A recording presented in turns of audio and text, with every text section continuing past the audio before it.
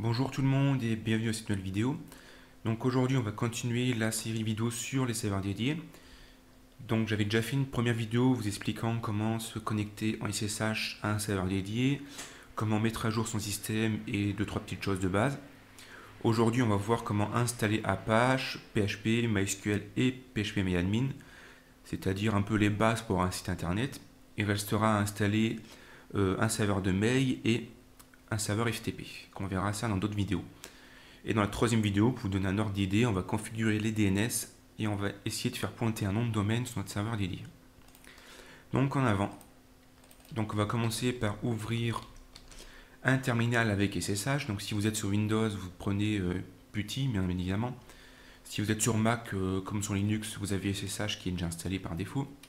Si vous avez suivi mon premier tutoriel, normalement vous avez dû changer le numéro de port pour SSH. Donc c'est plus 22, c'est autre chose, donc vous devez le préciser, ici par exemple. Et également, ce n'est plus root, c'est un autre nom d'utilisateur qu'on utilise pour se connecter.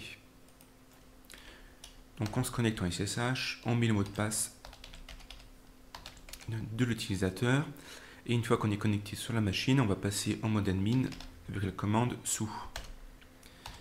Et on tape le mot de passe de l'administrateur, et on est en mode admin. Donc pour savoir si on est en mode admin, c'est très simple, il suffit de regarder ici à gauche. S'il y a root le nom de la machine, c'est qu'on est en admin. Donc on va commencer par installer Apache. Donc pour ça, on va utiliser une commande, donc apt-get install, et on va installer les paquets Apache 2 et Apache 2-doc pour la documentation. Et également, s'il y a un autre Apache 2-common. Comme ceci, voilà. Donc Apache 2 common apparemment n'est pas disponible, donc c'est pas grave, on l'enlève. Donc on continue, donc là il vous demande confirmation, donc soit vous appuyez directement sur Entrée, puisque le O qui est en majuscule ici représente le choix par défaut, soit vous tapez O, vous faites Entrée. Et vous patientez pendant que les paquets se téléchargent et s'installent. Donc voilà, Apache vient de terminer de s'installer. On a de nouveau accès au prompt, donc on peut taper des commandes. Bon, je vais faire un clear pour effacer tout ça. Donc pour un moyen assez simple de vérifier si Apache a bien été installé, en fait, c'est avec Firefox d'aller sur la page de votre serveur dédié. Donc vous avez l'adresse du serveur dédié grâce à l'email que vous avez reçu par OVH, en fait, avec votre mot de passe et l'adresse IP du dédié. Donc vous entrez ça dans un navigateur web, et normalement vous avez une page avec It Works. Ça veut dire qu'Apache est bien installé. Donc du coup, maintenant qu'on a installé Apache, on va pouvoir faire quelques configurations. Donc comme je l'expliquais dans la première vidéo, en fait, la plupart des fichiers de config pour les logiciels qu'on installe, en fait, sont situés dans /etc. Donc on va aller dans ce dossier, donc cd /etc / le nom du logiciel. Donc là, en l'occurrence, c'est Apache 2. Si je fais un ls, vous voyez les différents fichiers et dossiers qui existent. Donc je vais essayer de vous expliquer rapidement à quoi correspondent ces différents dossiers et fichiers. Donc on a le fichier apache2.conf qui est en fait le fichier de configuration d'Apache 2.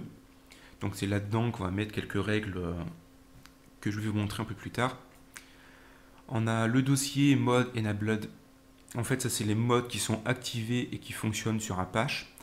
On a site available, donc ça en fait c'est les sites qui sont disponibles mais pas en ligne en fait. On a le dossier conf.d qui contient quelques fichiers de configuration, on aura l'occasion d'y revenir. httpd.conf, en fait, ça c'était l'ancien fichier de configuration d'Apache pour la version 1.3, si je dis pas de bêtises. Donc là, vu qu'on est en version 2, on s'en sert pas souvent de ce fichier-là. Et on a aussi le dossier mode available, en fait, ça c'est tous les modes qui sont disponibles. Le fichier port.conf, ça précise sur quel port Apache doit écouter. Donc par défaut, c'est le port 80 et 443, si je dis pas de bêtises. Donc ça, normalement, on n'a pas besoin d'y toucher. Et le dossier site enable, qui contient les sites qui sont en ligne.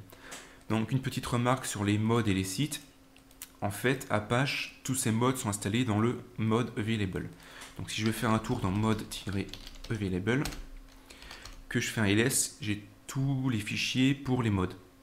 Donc c'est les modes qui sont disponibles mais pas forcément activés. Les modes qui sont activés en fait sont situés dans le dossier mode enable. Et ça, c'est les modes qui sont activés. Donc, il y a une nuance entre les deux.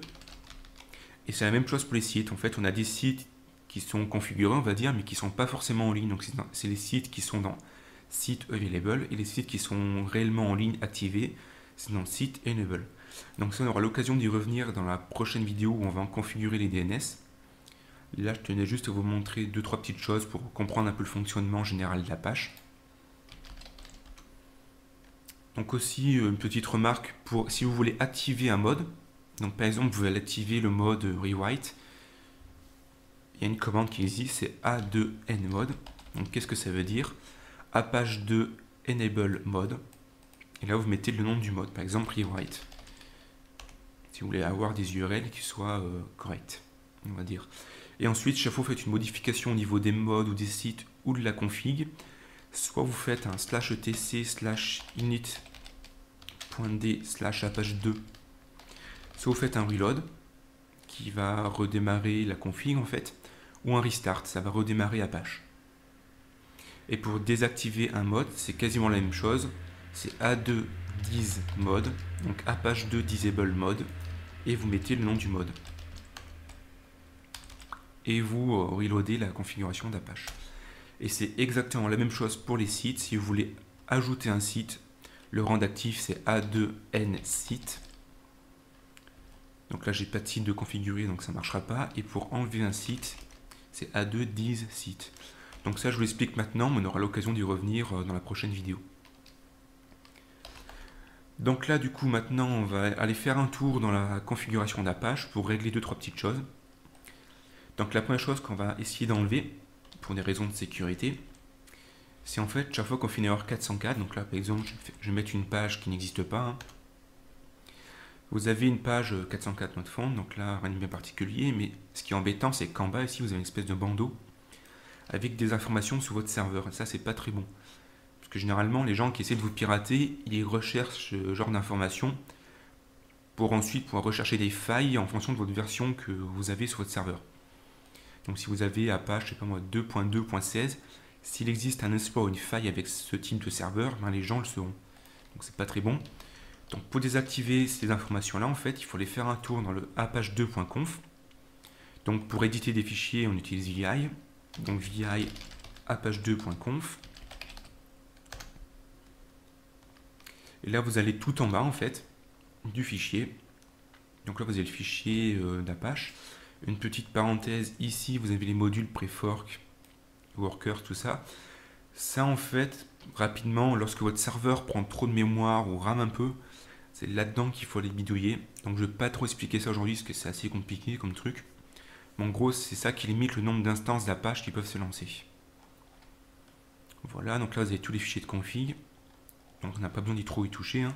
Nous, ce qu'on va faire, c'est qu'on va aller en bas du fichier et qu'on va aller modifier 2-3 petits trucs. Donc, vous mettez un commentaire, je sais pas moi, security par exemple, je sais pas trop quoi mettre.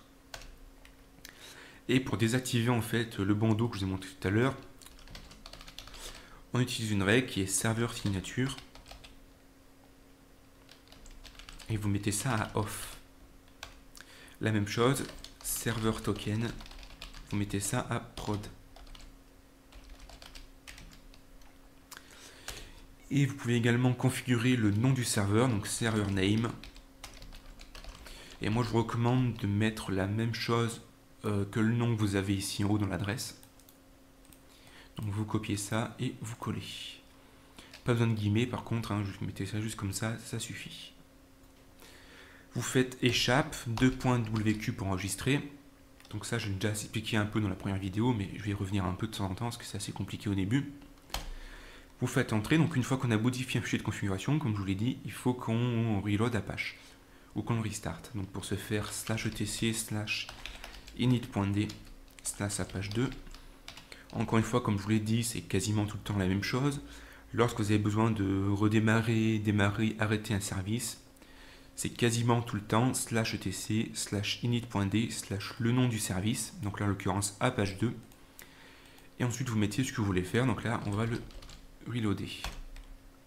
Voilà, donc du coup la configuration a bien été prise en compte. Et si je fais un tour sur ma page 404, vous remarquez que le bandeau a disparu. Une autre petite parenthèse aussi, tant qu'on y est. Vous allez faire un tour dans le dossier mode available, donc cd mode available. Vous faites un ls pour voir un peu tous les modes qu'il y a. Et on va éditer un fichier qui s'appelle dir.conf. Et donc vi dir.conf. Et en fait, je voulais juste vous montrer ça. Donc ça, en fait, c'est la liste des fichiers qu'Apache va rechercher lorsque vous accédez à une URL avec un dossier. Donc je m'explique. Genre là, sur mon site, vous remarquez que je me connecte donc à mon serveur avec imsophie.com, voilà, mais qu'il n'y a pas de nom de fichier. Il n'y a pas, par exemple, index.html. Je n'ai pas précisé ça dans l'URL. Donc par défaut, lorsqu'il n'y a pas de nom de fichier dans l'URL, Apache va aller rechercher des noms qui sont situés ici. Donc il va rechercher index.html, .php, etc. Et ça va afficher une page web plutôt que le contenu du dossier. Donc c'est assez intéressant. Et ça se situe dans ce fichier de configuration que ça se fait. C'était juste une petite parenthèse. Bon, normalement, vous n'avez pas besoin de le modifier, ce fichier, c'est déjà bien par défaut. Mais c'est bien de le savoir. Donc là, vous faites échappe Q et point d'exclamation pour quitter sans enregistrer. Voilà. Donc je vous ai déjà parlé des commandes pour activer des modes, donc A2M mode, A210 mode, etc. Il y a une commande aussi qui est assez pratique, c'est pour savoir les modes qui ont été activés. Donc cette commande, c'est Apache 2ctl -t-d majuscule et vous faites dump module. Et vous avez en fait les modules qui ont été chargés. Donc c'est assez intéressant de le voir. Voilà, donc après, une petite parenthèse aussi encore une fois au niveau des sites, histoire de vous expliquer un peu comment fonctionne Apache, parce que c'est assez compliqué au début quand même. En fait, à chaque fois que vous voulez ajouter un site sur votre serveur dédié, il faut aller créer un fichier dans site available. Donc on va aller dans site available, vous faites un ls, donc là il y a deux fichiers, il y a un default et un default-ssl. Si on fait un tour dans le default, voilà ce qui se passe. Donc ça va être l'objet de la prochaine vidéo, mais je vais en parler rapidement tout de même. En fait, chaque fois que vous allez créer un nouveau site, un nouveau nom de domaine sur votre serveur dédié, vous allez créer un fichier dans le dossier site available qui reprend un peu l'exemple de ce fichier de configuration avec quelque chose en moins quand même. Genre on n'a pas besoin de la doc ici, on n'a pas besoin généralement des CGI, donc on peut l'enlever ça. Mais ça reprend globalement un peu ce fichier là. Donc on précise qu'on écoute sur le port 80, on précise l'adresse de l'admin, voilà, le document de route, donc l'endroit, le dossier où sont stockés les fichiers pour le site en fait. Donc quelques règles aussi qu'on peut préciser au niveau des htaccess, hein, c'est à peu près le même principe. L'URL du site, donc là c'est pas marqué parce que c'est le fichier par défaut. Et ce genre de truc. Et en fait, chaque fois que vous allez avoir un nom de domaine dans votre serveur dédié, vous allez créer un fichier qu'on appelle un virtual host là-dedans. Et vous allez activer ce fichier avec la commande que je vous ai montré tout à l'heure qui est a2nsite. Donc voilà comment fonctionnent un peu les sites sur Apache. Donc ça va être l'objet de la prochaine vidéo, mais bon, tant qu'on est dans Apache, j'aime bien en parler maintenant. Voilà, donc c'est à peu près tout pour Apache pour le moment, hein, pour une présentation assez rapide. On va installer PHP. Donc là, par contre, je vais copier-coller une ligne de commande que j'ai mis dans mon bloc-notes. Parce qu'en fait, on va installer PHP, mais pas seulement, on va aussi installer tous les modules PHP qui vont bien. Donc vous faites coller, voilà. Donc on va installer PHP pour Apache, donc c'est le fichier qui s'appelle lib apache2-mode-php5. On va installer PHP 5, on va installer après tout ce qu'il y a à partir d'ici, c'est quasiment que des modules. Donc il y a CURL, il y a ImageGIC qui permet de manipuler des images en PHP 5, CURL qui permet de récupérer des URL distantes en PHP aussi, c'est assez pratique, et ce genre de choses. Donc en fait on installe tous les modules pour qu'on soit tranquille pour la suite. Donc comme d'habitude, apt-get install, vous copiez tout ça. De toute façon, cette ligne de commande sera fournie dans l'article qui rate les vidéos, hein, bien évidemment. Vous faites entrer, voilà, et vous validez en faisant entrer encore une fois, et vous patientez le temps que ça se télécharge et ça s'installe. Donc voilà, tout vient de se terminer, de s'installer, tout ça se configurer, donc c'est bon. Donc là, PHP est activé, on peut le tester en modifiant un fichier. On va aller faire ça tout de suite en fait. Donc par défaut, quand vous installez Apache, en fait, les fichiers pour les sites web sont situés dans /var/www. Si je fais un ls, vous remarquez qu'il y a un fichier qui s'appelle index.html qui correspond en fait à la page itsworks qu'on avait eu au début pour tester si Apache fonctionnait bien, cette page-là. Donc ce que je vous propose de faire, c'est de la modifier pour tester si PHP fonctionne bien. Mais avant de tester ça, il faut redémarrer Apache pour qu'il prenne en compte la nouvelle configuration avec PHP. Donc /etc, /init.d, /apache2. Et cette fois-ci, je fais un restart. Vu qu'on a fait des grosses modifications, on a installé PHP quand même, donc c'est peut-être un peu plus sûr de faire un restart plutôt qu'un reload. Voilà, donc du coup maintenant je vais modifier mon fichier index, mais avant je vais le renommer en index.php. Comme ceci, avec la commande mv, c'est une petite astuce que j'ai déjà expliquée dans les vidéos sur les commandes Unix. Ensuite, on va modifier ce fichier, donc via index.php, et on va faire deux choses. Déjà, on va passer au mode insertion. Voilà. On passe au mode insertion avec VI. On ouvre les balises PHP. On va faire un echo test déjà, vite fait pour tester ce que ça donne, pour voir si PHP fonctionne. Et on va faire une commande qui n'est pas valide. On va faire un php-info. Donc c'est pas ça la commande, je le précise. C'est php-info mais sans tirer. Juste pour vous montrer une configuration qu'on aura à faire. #wq pour enregistrer, comme ceci, voilà. Ensuite, on réduit ça, on va faire un tour sur la page ici, juste pour voir si PHP est pris en compte. Donc là, il y a bien le test qui apparaît, mais vous remarquez que j'ai entré une commande qui n'est pas valide, mais PHP n'indique pas d'erreur, et j'ai pas d'erreur qui me donne une piste pourquoi c'est pas valide. Et d'ailleurs, il manque un morceau du texte de la page, j'ai l'impression. Donc du coup, le PHP plante, mais on ne le voit pas. Donc ça, c'est pas très bien. Parce qu'en fait, par défaut, PHP n'affiche pas les erreurs. C'est un fichier de configuration qu'il faut les modifier. On va faire ça tout de suite. Donc les fichiers de configuration, comme la plupart du temps, c'est dans /etc. Donc cd /etc /php5 /apache2. Et là, il y a le fameux fichier qui s'appelle php-ini. Voilà, donc on va le modifier. Donc vi php.ini. Et dans ce fichier, il y a plein de choses intéressantes qu'on peut aller voir. Donc je vais essayer de vous les présenter maintenant. Sachant qu'il y a beaucoup plus de choses que je pourrais vous montrer, mais bon, ça prendrait trop de temps. Et n'hésitez pas à aller voir la documentation sur internet. C'est fait pour. Donc déjà dans VI, je vais taper / pour rechercher des mots, parce que je ne vais pas me taper tout le fichier à la main quand même.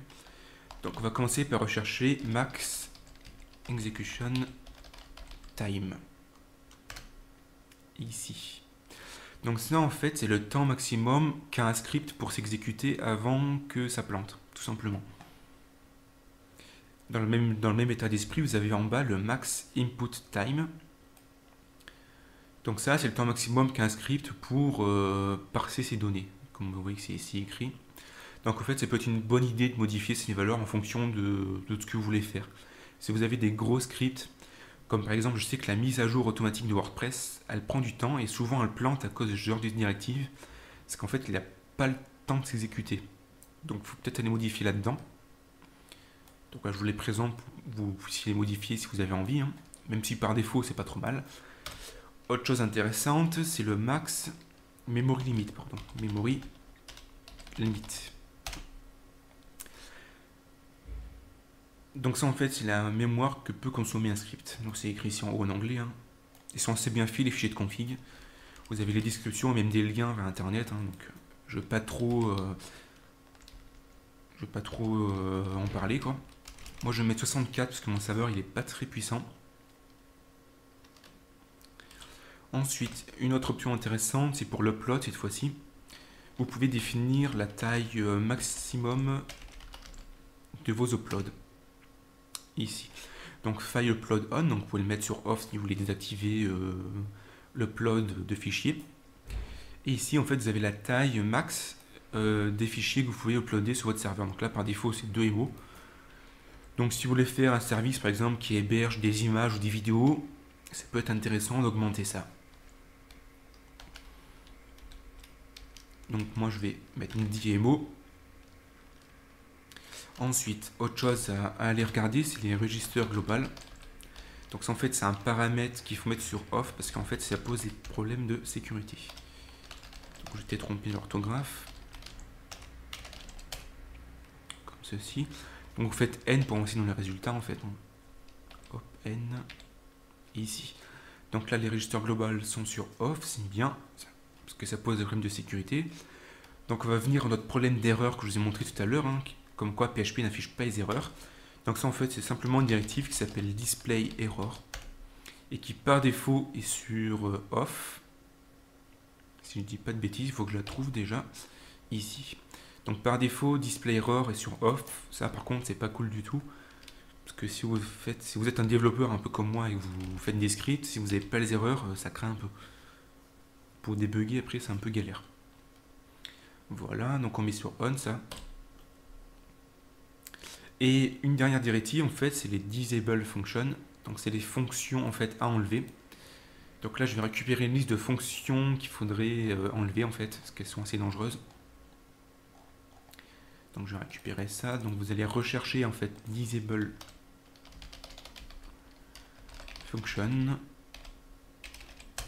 Voilà. Donc là, par défaut, c'est vide. Moi, ce que je vous conseille de faire, c'est de mettre les mêmes fonctions que moi. Donc ce genre de truc, vous le trouvez ça sur internet. Hein. Moi j'ai su qu'il fallait désactiver ces fonctions-là sur internet parce que j'ai lu des tutoriels et de la doc. Hein. Donc n'hésitez pas à lire la doc, hein, elle est très bien faite. Et on a à peu près fait le tour du fichier PHP-INIF, hein, beaucoup plus de choses à dire dessus. Donc allez voir la doc si vous voulez approfondir un peu ça. Hein. Une dernière petite chose que j'ai failli oublier en fait, c'est pour activer en fait la gestion de l'UTF-8 dans le PHP 5. Donc ça en fait, ça peut peut-être vous éviter des problèmes d'accent par la suite.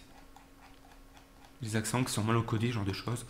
Donc là, ce que je vais faire, c'est que je vais aller tout en bas du fichier. Je sais qu'il existe un raccourci pour aller tout en bas du fichier avec VI, mais je ne m'en souviens pas. Donc je scrolle avec la souris. On va se mettre par là à peu près.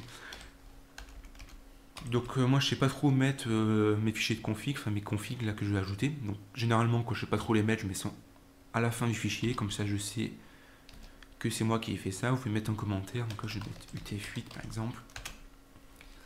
Et là vous allez coller la même chose que moi en fait. Ça va permettre d'activer UTF-8 par défaut.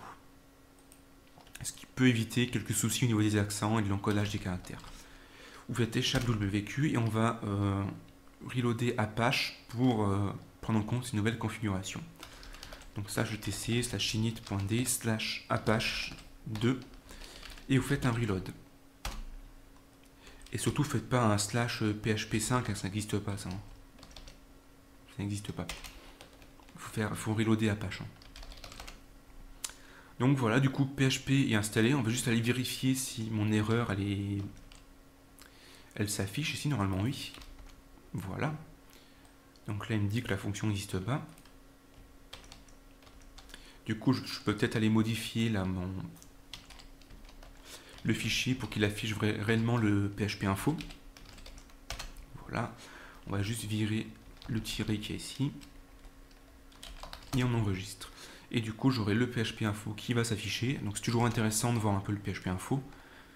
C'est une manière rapide de voir les modules qui sont installés. Et puis, si vous avez besoin d'aide sur internet, vous pouvez filer votre PHP info, comme ça peut être intéressant.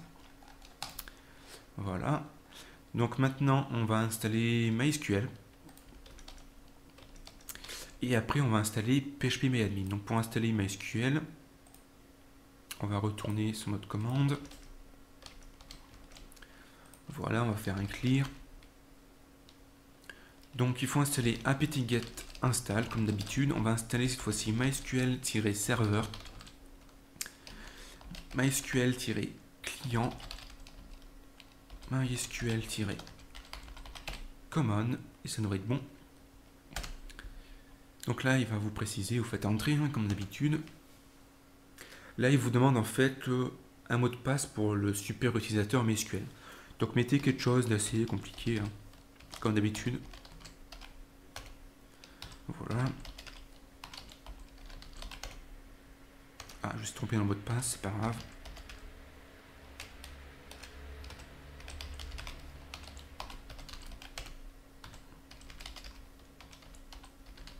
Voilà. Donc si vous n'avez pas la fenêtre qui apparaît, vous demandez votre mot de passe, en fait, c'est que vous avez oublié d'installer le MySQL Server. Donc je le dis parce que ça m'est arrivé. Je vais aller chercher pendant un bout de temps, vous savez, en fait c'est tout bête. Donc on patiente pendant que ça s'installe. Donc voilà, l'installation vient de se terminer. Donc comme d'habitude, on va aller faire un petit tour dans la configuration, dans les fichiers de config de MySQL. Hein. Donc comme d'habitude, c'est cd/etc/mysql. Et c'est un fichier qui s'appelle my.conf. Donc vi my.cnf. Donc là-dedans, première chose à faire, c'est qu'on va aller dire que MySQL on le veut en français.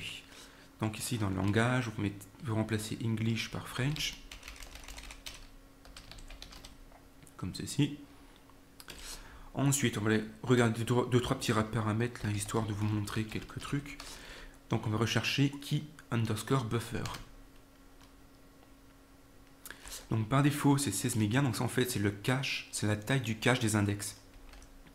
Donc moi je vais le mettre à 32. Voilà. Ensuite, vous allez rechercher query_cache _limit. Voilà, donc par défaut c'est 1 méga, moi je vais le mettre sur 2 ça.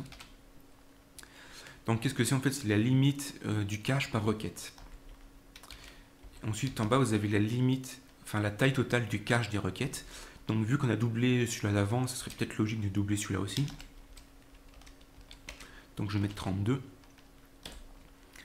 Ensuite, on peut désactiver les logs binaires aussi, ça ne sert pas à grand chose. Donc vous recherchez log bin. Voilà. Donc vous avez log bin, ça doit être commenté. Et vous commentez jusqu'à en bas aussi. Donc expire log days. Ça vous le commentez aussi. On le désactive. En fait, ça désactive les logs binaires, donc c'est pas très utile à notre niveau ça. Voilà. Et ensuite, je vous propose de créer un fichier pour loguer les requêtes qui sont lentes. Donc ça en fait c'est une directive qui s'appelle log slow query. Queries au pluriel. Voilà. Donc ça par défaut c'est désactivé, c'est pas très bien. Donc moi je vous propose d'activer là les log slow query, vous enlevez le commentaire qu'il y a devant, donc le dièse. Et juste en bas vous avez long query time qui est à 2. Donc en fait le premier ça va créer un fichier de log qui va loguer les requêtes qui sont lentes. Et en bas ça précise en fait à partir de quel moment on considère qu'une requête est lente. Donc là c'est à partir du moment qu'elle dure plus de 2 secondes en fait. Donc ça c'est intéressant, plus tard vous pouvez faire des tours assez régulièrement dans ce fichier là pour optimiser vos requêtes de vos différents scripts. Ça peut être intéressant. Ensuite on va aller préciser le jeu de caractères. Donc vous recherchez MySQLD. Pas celui-là non plus. Alors MySQLD, vous recherchez ça. Crochet, MySQLD, crochet. Et dans Basic Settings, juste en bas par ici. Parce qu'on va essayer de garder le fichier assez ordonné, on va dire. Donc juste ici, on va les mettre deux, trois petites choses. Donc vous allez ajouter, vous pouvez ajouter un commentaire pour vos modifications à vous. Hein. Donc là, je vais mettre UTF-8 en commentaire. Et vous allez ajouter default-caractère 7 égale UTF-8. Donc ça c'est pour passer par défaut d'UTF-8. Et vous allez mettre aussi en bas default-collation égale UTF-8 underscore, pardon, pas tiré. General-SI. Voilà. Donc ça en fait c'est pour passer en UTF-8, histoire d'éviter quelques problèmes d'accent. C'est toujours assez galère à régler ça. Ensuite vous allez rechercher crochet, client, crochet. Oui. Il veut pas me rechercher, c'est pas grave. Donc vous allez rechercher client en fait. Voilà, donc vous recherchez ici crochet, client, crochet, voilà. Et juste en bas, vous allez mettre encore une fois quelque chose pour l'UTF-8. Donc vous mettez un petit commentaire histoire que qu'on s'y retrouve après, UTF-8. Pour passer également client en UTF-8, donc la même commande que tout à l'heure, default, caractère-7 égale UTF-8, comme ceci. Donc vous faites échappe, WQ pour enregistrer. Ensuite, on va recharger la configuration de MySQL, donc /etc /init.d /mysql. Vous faites soit un restart, soit un reload, comme vous voulez. Moi, je fais un restart. Si ça plante, c'est que votre fichier de configuration, il y a une erreur dedans. Donc voilà. Donc là, ça a l'air d'être bon. Ensuite, dernier point important, vous allez taper la commande MySQL secure installation. Voilà. Donc là, vous entrez votre mot de passe root. Donc je sais plus lequel c'est. Je sais plus si c'est le mot de passe MySQL ou le mot de passe root. Je vais vous dire ça tout de suite. Donc c'est le mot de passe MySQL que vous avez précisé dans l'installation. Donc là, il vous demande si vous voulez changer votre mot de passe. Donc vous mettez non parce qu'on vient juste de le mettre en fait. Et après, vous mettez tout sur yes. Ça va sécuriser en fait votre base de données. Donc c'est bon pour MySQL. Vous pouvez éventuellement recharger encore une fois la config avec un reload. Hein. Voilà. Ensuite, on va installer cette fois-ci phpMyAdmin. Alors là, c'est tout bête. Vous allez simplement faire apt-get install et vous allez installer phpMyAdmin. Donc là, en fait, quand vous passez par apt-get, il est possible que vous n'ayez pas la dernière version de phpMyAdmin. Si vous voulez la dernière version, il faut passer par le site avec un wget. Mais je ne vais pas entrer en détail, c'est un peu plus compliqué. Donc là, vous faites entrer et vous patientez pendant que ça s'installe. Donc ici, en fait, faites très attention, je me suis déjà fait avoir. Allez, prenez votre temps.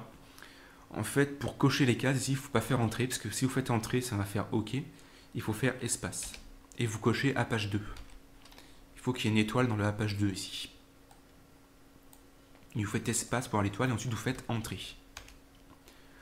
Parce que moi, la première fois que j'ai fait ça, j'avais été un peu vite, j'avais directement fait entrer. Et du coup, mon phpMyAdmin était mal configuré. Et c'était assez galère de rattraper ça. Donc là, vous faites oui. Donc, mot de passe de l'administrateur de la base de données. Donc ça doit être le mot de passe de MySQL. Donc le mot de passe que vous avez précisé lors de votre installation de MySQL. Là, c'est un mot de passe pour phpMyAdmin. Donc c'est un mot de passe différent que vous choisissez cette fois-ci. Donc je vais mettre ça.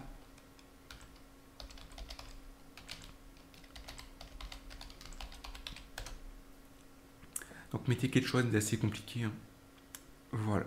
Donc l'installation c'est terminé. C'était un peu plus rapide que prévu. Pour tester si vous avez bien installé votre phpMyAdmin, vous allez sur votre site. Voilà. Là vous tapez. Avant vous allez redémarrer Apache, oublié.